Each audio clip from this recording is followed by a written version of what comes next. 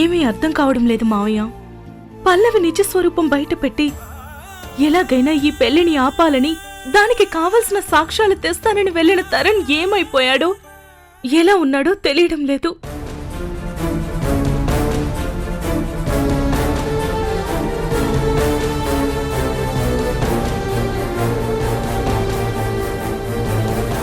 ఆయన గురించి తలుచుకుంటేనే కాళ్ళు చేతులు ఆడటం లేదు. అక్కడ చూస్తే కొన్ని గంటల్లో జరగకూడని అనర్థం జరగబోతుంది.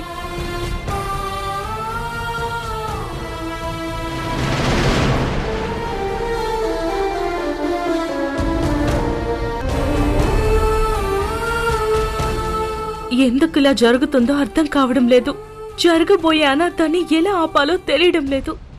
అమ్మా, మరి కాసేపట్లో అన్నయ్య వదిన విడిపోతున్నారని తలుచుకుంటేనే భయం వేస్తోంది.